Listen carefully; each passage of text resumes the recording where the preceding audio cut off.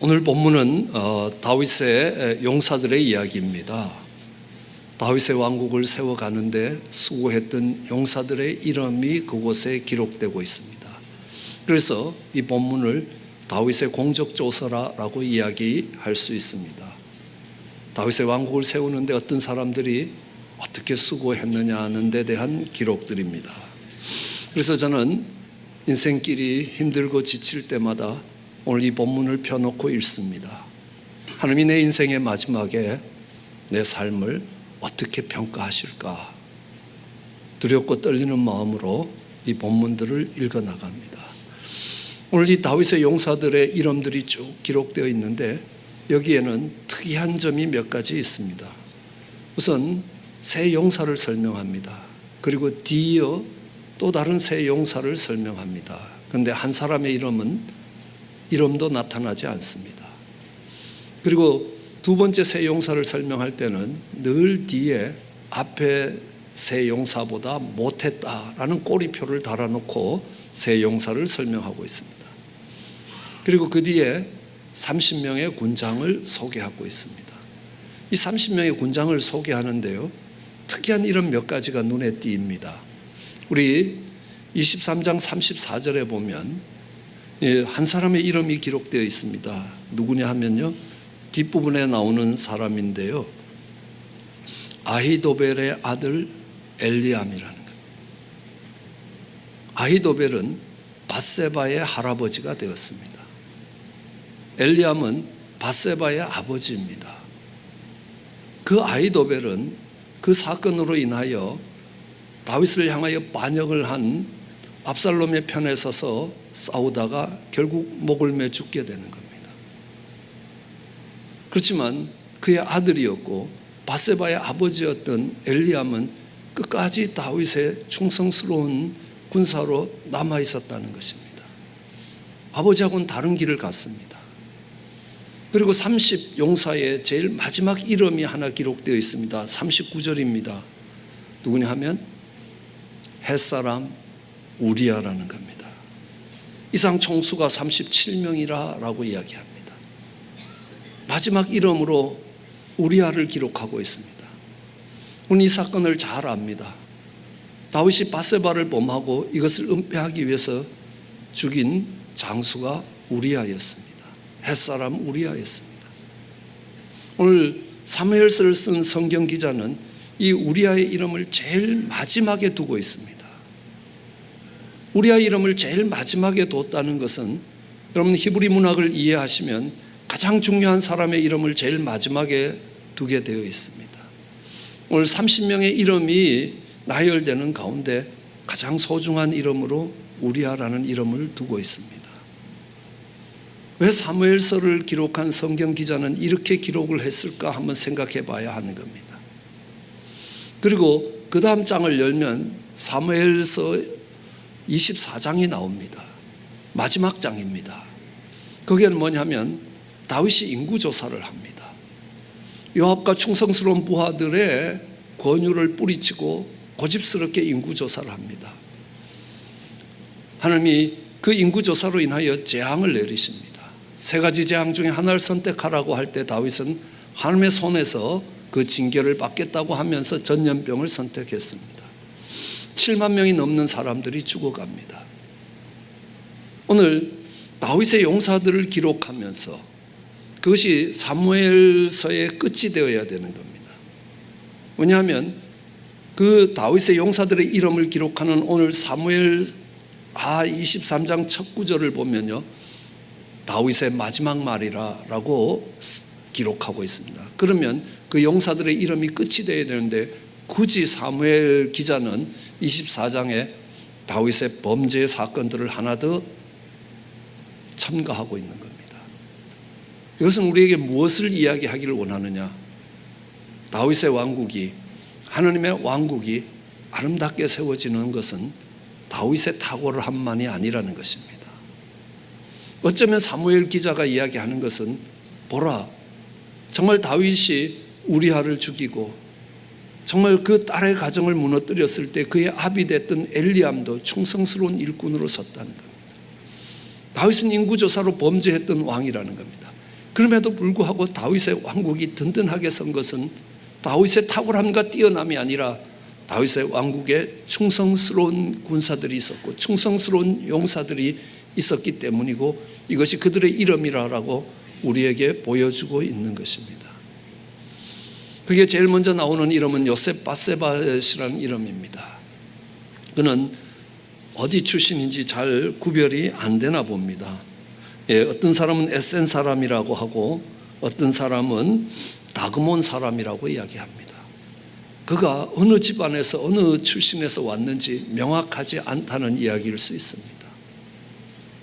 아마 요압이라고 이야기하면 그는 유다 후손이고 누구야, 그 아버지는 누구고 그의 할아버지는 누구고 이게 다 족보가 밝혀지는 사람인데, 오늘 다윗 왕국에 가장 충성스러웠던 요셉 바세벳은 이 사람은 어디 출신인가조차도 잘 명확하게 구별되지 않는 사람입니다. 이 사람은 전쟁에 나가서 한 번 전쟁에 나가서 800명을 쳐 죽였다.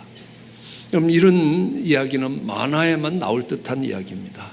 그런데 실제 역사 속에서 일어난 일로 기록되고 있는 것입니다. 여러분, 싸우는 브레셋 군인도 허당이 아니라는 겁니다. 죽기 살기로 싸워야 되는 상황입니다. 그러기에 그들과 싸우면서 800명을 쳐 죽인다, 보통 힘든 일이 아니라는 겁니다. 수천 번의 칼을 목숨을 걸고 휘둘러야 됐던 그런 전쟁터에서 살아남은 사람입니다. 우리는 대단한 전과를 올렸다라는 것보다 우리는 이렇게 생각할 수 있을 겁니다.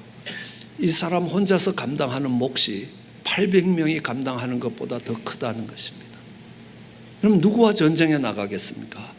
800의 군사와 함께 나가겠습니까? 아니면 요셉 바세벳 같은 장군과 함께 전쟁에 나가겠습니까? 800명을 쳐 죽이고 다음 전쟁에 또 나갈 텐데요. 당연히 그렇게 나가야 됩니다.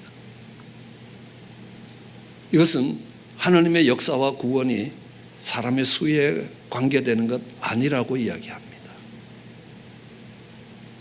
성도가 800명 되는 교회가 못하는 것을 혼자서도 할 수 있다는 겁니다.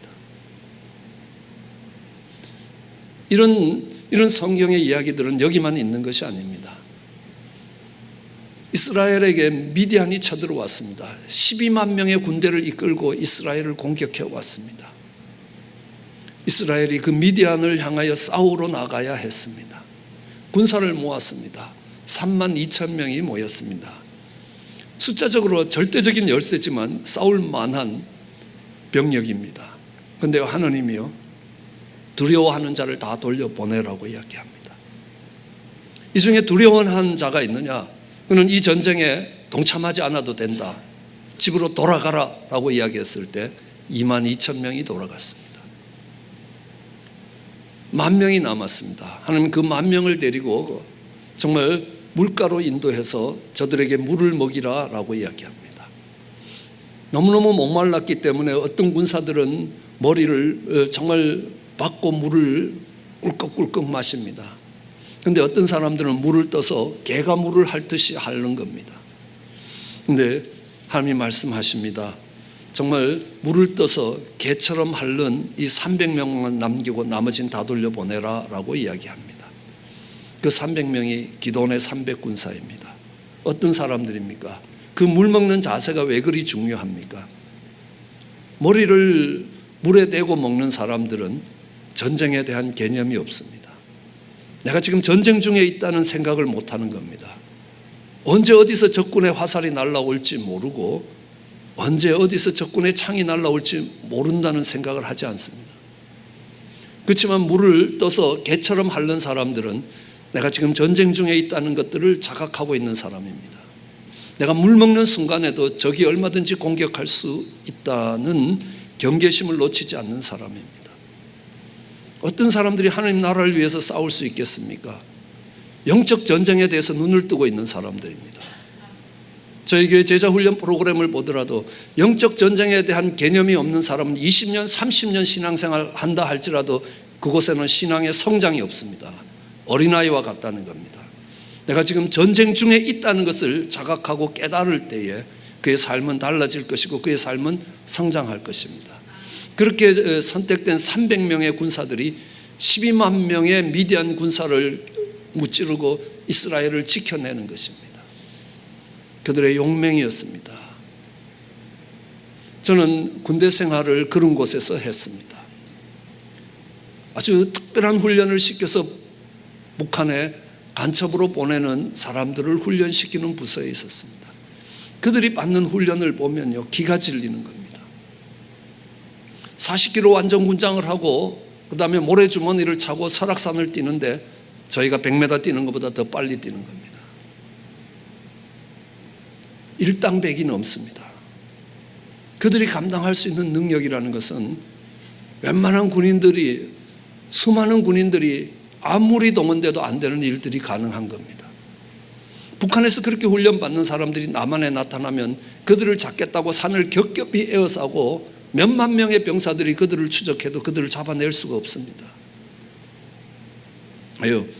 정말 그들의 싸움이 뛰어났기 때문이라는 겁니다.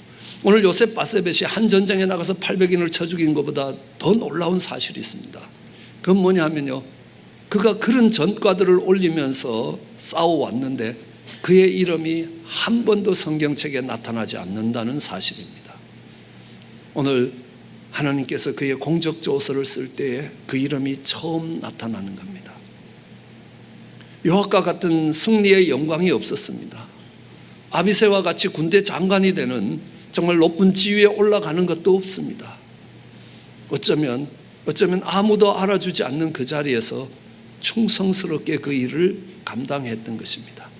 그런데요, 하나님은요, 그 어떤 장수들보다, 그 어떤 사람들보다 다윗의 왕국을 세우는데 가장 수고가 많았던 사람으로 요셉 바세벳을 들고 있습니다. 어쩌면 우리 하나님의 평가는 우리의 평가하고 다를 수 있습니다. 헌금을 하더라도 과부가 동전 2개를 헌금했습니다. 오늘날로 보면 쿼러 2개가 될 겁니다. 1불이 안 되는 헌금입니다. 그렇지만요, 하나님은 그 과부의 헌금이 가장 많은 헌금을 드린 사람으로 평가하고 계시는 겁니다. 하나님의 기준과 우리의 기준은 다를 수 있습니다. 사람들은 얼마나 많이 하나님께 드렸느냐는 걸 가지고 평가할지 모르지만 하나님은 그것이 너의 최선이었느냐는 겁니다. 그의 최선이었습니다. 그가 드릴 수 있는 최대한의 것이었습니다. 그러기에 금액에 관계없이 하나님이 그것을 귀하게 받으시고 가장 큰 헌금으로 받으신 것입니다. 요셉 바세벳이 이름 없는 자리에서, 낮은 자리에서 정말 충성스럽게 그 일을 감당했기 때문에 하나님이 그의 나라에서 그의 나라를 세우는 데 있어서 가장 수고한 종이었다고 기록하고 있는 것입니다. 두 번째 사람은 엘르아살입니다. 이 사람은 전쟁에 나가서 싸우는데 많은 군사들이 물러나고 3사람이 남았습니다. 3명이 서로 등을 맞대고 블레셋 군대와 싸웠습니다. 얼마나 싸웠는지 칼을 잡는 손에 힘이 들어가서 전쟁이 끝난 뒤에 이 손이 펴지질 않는 겁니다. 칼에 붙어서 떨어지질 않는 겁니다. 우리도 뭔가를 크게 꼭 잡고 나면, 한참 동안 그렇게 하고 나면 손이 마비돼서 손이 펴지지 않을 때가 있는 경험을 합니다. 이 엘르아살이라는 사람은 이렇게 싸웠구나.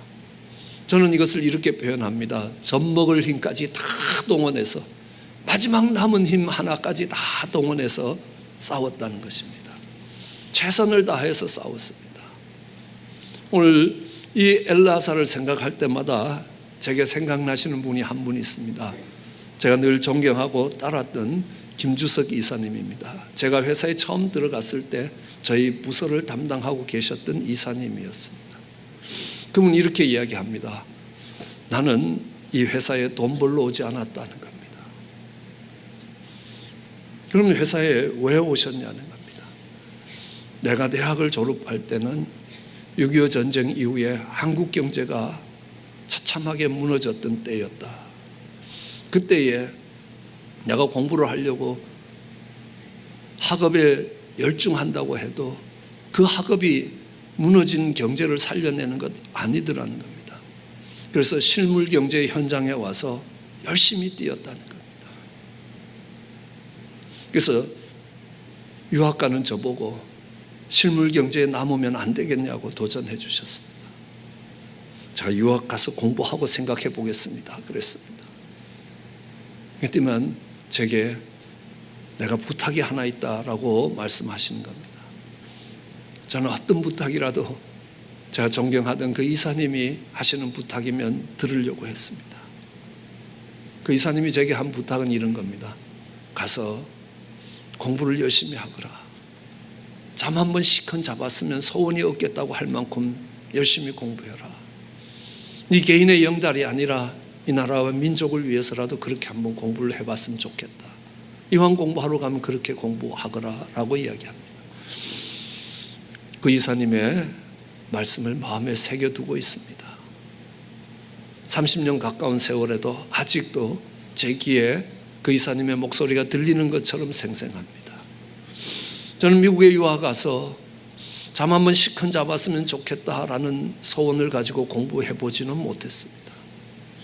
그러나 미국에 도착하고 교회를 섬기며 신앙생활을 하며 하나님의 일꾼으로 설 때는 그랬습니다. 정말 잠 한번 시큰 잡았으면 소원이 없겠다 할 만큼 하나님, 내가 할 수 있는 최선의 힘을 다해서 하나님을 섬기기를 원합니다.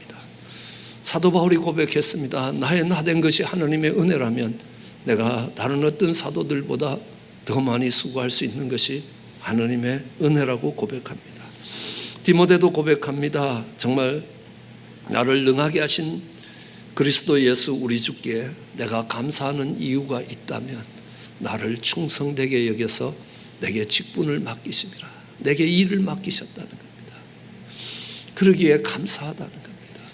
하나님, 그 일을 감당하되 정말 내가 할 수 있는 최선을 다해서 한눈 팔지 아니하고 하나님 내게 주신 힘이 있다면 그 마지막 힘까지 동원해서 하나님 어쩌면 하나님의 말씀을 붙드는 그 성령의 검을 붙드는 그 손이 펴지지 않을 만큼 혼신의 힘을 다해서 하나님을 섬기기를 원한다는 소원이 있기를 주의 이름으로 축원합니다.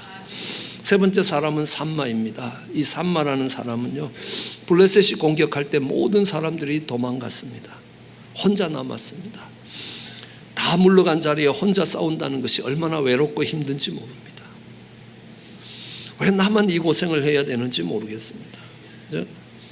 그러나 나 혼자 남는다 할지라도 무너지는 하나님 나라를 지키기 위해서 칼을 잡고 녹두나무 밭에 서겠다라는 그 결단이 삼마의 결단입니다.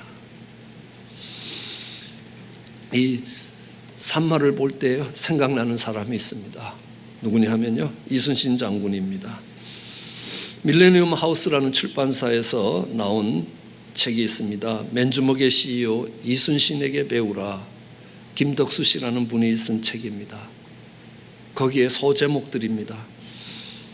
집안이 나쁘다고 탓하지 마라. 아마 교회로 보면 교회가 힘들다고 탓하지 마라. 이순신은 몰락한 역적의 가문에서 태어나 가난 때문에 외갓집에서 자랐다. 머리가 나쁘다고 탓하지 마라. 교회 용어로 한다면 재능이 없다고 탓하지 말라. 이순신은 첫 시험에 낙방하고 남들이 은퇴를 생각하는 32 늦은 나이에 겨우 합격했다. 좋은 지위가 아니라고 불평하지 말라. 직분이 주어지지 않았다고 탓하지 말라. 이순신은 14년 동안 변방 오지의 말단 수비 장교로 돌아다녔다. 윗사람의 잘못된 지시 때문에라고 탓하지 말라. 목사가 고집스러워서 그렇다고 탓하지 말라.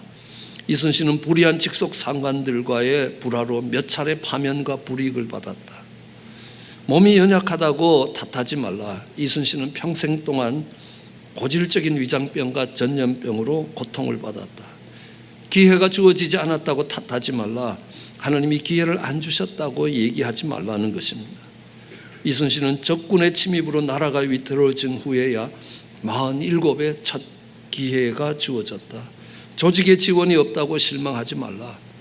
교회가 재정 지원을 하지 않는다고 탓하지 말라. 이순신은 스스로 논과 밭을 갈아 군자금을 만들었고 23번 싸워 23번 이겼다는 겁니다. 윗사람이 알아주지 않는다고 불만을 갖지 말라. 이순신은 끊임없는 임금의 오해와 의심으로 모든 공을 빼앗긴 채 옥살이를 했다는 겁니다. 부양할 가족이 있어서 어렵다고 이야기하지 말라. 이순신은 20의 아들을 적의 칼에 잃었고 또 다른 아들들과 함께 전쟁터에 나갔다. 감당할 일이 너무 어렵다고 힘들다고 탓하지 말라. 이순신은 적이 물러가는 마지막 전투에서 스스로 죽음을 택했다. 한 국가의 존립의 위험에서 올바른 지도자 한 사람으로 건짐을 받는 모습입니다. 교회 깊숙이 들어온 어둠이 침범하는 이 마지막 때에 그런 일꾼들이 교회에서 일어나기를 소원해 봅니다. 넬슨 제독은 이야기합니다. 이 세계 어떤 장군보다 이순신 장군이 훌륭한 장군이 되는 이유가 있다면 그는 국가가 인정하지 않을 때도 홀로 남아 쓰러져가는 조국을 지키기 위해서 혼신의 힘을 다했기 때문이라고 이야기합니다. 모두가 떠나고 홀로 남는다 할지라도 그 무너지는 하늘의 나라를 지키기 위해서 무릎을 꿇는 그가 산마와 같은 사람입니다. 하나님 그들을 보고 이야기합니다. 착하고 충성된 종이라고 이야기합니다. 착하다는 것은 내가 중심이 되지 않는 것입니다. 내 유익을 위해서 하는 것이 아니라는 겁니다. 하나님의 영광을 위해서 가는 겁니다. 내 발전과 내 이익과 내 출세, 자신을 세우기 위해서 아니라는 겁니다. 다윗의 왕국을 세워가기 위해서입니다. 거기서 내가 어떤 대우를 받더라도 중요하지 않습니다. 내가 어떤 공헌을 할 수 있는가도 중요하지 않습니다. 하나님의 나라를 세워가는 것입니다. 충성스럽다는 것은 영어로는 faithful이라고 이야기합니다. 처음과 끝이 같다는 겁니다. 시작과 끝이 같다는 겁니다. 우리는 좋게 시작할 수 있습니다. 그러나 끝이 더 중요합니다. 하나님 이야기합니다. 좋은 군사는 능력보다도 충성스러움이라. 그럼 믿을 만한가? 끝까지 한결같은가가 중요할 거 아닙니까? 여러분이 사업을 같이 하더라도 탁월하고 능력 있는 사람과 하시겠습니까? 아니요. 그가 배반을 하면요, 여러분은 적을 키우게 되는 겁니다. 경쟁자를 키우게 되는 겁니다. 똑똑하고 재능 있는 사람들보다 더 중요한 것은 정직하고 충성스러운 사람입니다. 어려울 때도 지나보고 좋을 때도 지나보지만 한결같은 믿음직스러운 사람들입니다. 만일 그렇지 않으면 키운 만큼 파괴력이 되어서 돌아올 겁니다. 끝까지 충성된 종으로서 갔던 것입니다. 산마와 같은 사람입니다. 오늘 이 다윗의 공적조서를 써갈 때 앞에 3인, 그 다음에 30인 사이에 가운데 3인이 들어가 있습니다. 이 대칭 구조, 카이즘 구조로 보면 가운데 있는 3인이 가장 중요한 의미를 갖고 있다는 것입니다. 그 가운데 3인이 그곳에 기록된 것은 어느 날 다윗이 정말 전쟁터에서, 사막 같은 전쟁터에서, 내가 어린 시절 내 고향 베들레헴 성문 앞에서 길러 먹던 시원한 우물물이 그립다고 이야기합니다. 내가 다시 그 우물물을 마실 수 있을까? 누가 내게 그 우물물을 마시게 할까? 그랬다면 새 용사가 그 우물물을 기르러 갑니다. 그럼 다윗이 가서 길러 오라고 명령한 것도 아닙니다. 그냥 그 우물물이 먹고 싶다는 그 이야기를 했는데 그 이야기를 듣고 가는 겁니다. 그럼 이 새 용사가 가는데요, 이 새 용사가 중요한 이유는 뭐냐면요, 혼자 가서는 안 됩니다. 혼자 갈 수가 없습니다.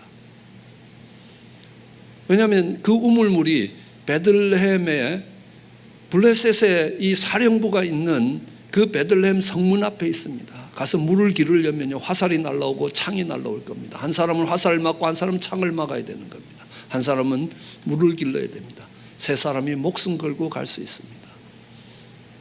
세 사람이 마음이 합해지지 않고는 못 간다는 겁니다. 그들은 함께 목숨을 걸고 그 물을 기르러 갔습니다. 다윗이 그 물을 마시지 않고 이게 어디 물이냐, 너희의 피값이라고 이야기합니다. 하나님이 그들을 귀하게 여기셨습니다. 왜냐하면 그들은 아둘람 동굴에 왔던 사람들이기 때문에 다윗의 사랑에 빚진 마음이 있었습니다. 다윗의 기쁨이 되기를 원했던 것입니다. 저희는 2003년도에 선교대회를 준비했습니다. 그 당시 교계가 어지러워졌습니다. 교회 협의회가 둘씩 나누어지고 목사회가 둘씩 셋씩 나누어져서 정말 비난 성명을 전면 광고로 일반 신문에 게재하고 있을 때였습니다. 그때 하나님의 백성들이 손에 손을 잡고 함께 하나님을 찬양하는 그 모습 한 번을 보시면 우리 주님의 마음이 기쁨이 될 것이고 시원할 것이라는 겁니다. 거기에 많은 돈이 들고 어쩌면 생명을 걸어야 되는 일이라고 할지라도 그것이 주님의 기쁨이 되겠다면, 잠시 잠깐의 주님의 기쁨이 되겠다면 그 일을 하겠노라고 일어설 때에 그들이 이 베들레헴 성문 앞에 물을 기르러 간 새 용사와 같은 사람들이라는 겁니다. 하나님 그들을 귀하게 여기셨습니다. 그들은 연합해서 함께 일할 수 있는 사람들이었고 사랑에 빚진 마음으로 그 일들을 감당했던 사람들입니다. 그리고 하나님의 기쁨이 된다면, 주님이 기뻐하시는 일이라면 그 일에 내 생명을 걸겠다는 사람들이었습니다. 다윗은 그 중에 한 사람이었던 분하냐를 군대 장관으로 세웠습니다. 분명히 그들은 앞에 3인보다 탁월하지 못한 사람이었습니다. 뛰어나지 못한 사람들입니다. 그럼에도 불구하고 그를 군대 장관으로 세웠습니다. 왜냐고요? 함께 갔던 사람들이 마음을 합할 수 있기 때문입니다. 다윗의 기대는 무너지지 않았습니다. 그 분하냐는 함께 일하면서 솔로몬의 왕국을 든든하게 세워냅니다. 다윗의 왕국 때보다 더 훌륭한 왕국으로 세워낼 수 있었던 것입니다. 이것이 다윗의 용사들입니다. 다윗의 왕국은 하나님의 나라를 예표하고 있습니다. 하나님 나라의 일꾼들로, 어떤 사람들이 그 하나님의 나라의 일꾼으로 설 것인가. 그리고 하나님이 우리 인생의 끝에 이 아름다운 교회의 공적 조서를 쓸 때에 하나님이 나를 어떻게 평가하실 것인가. 그럼 이 공적 조서에 있는 정말 그 종들의 이름처럼 존귀한 이름이 되시기를 주의 이름으로 축원합니다. 기도하시겠습니다.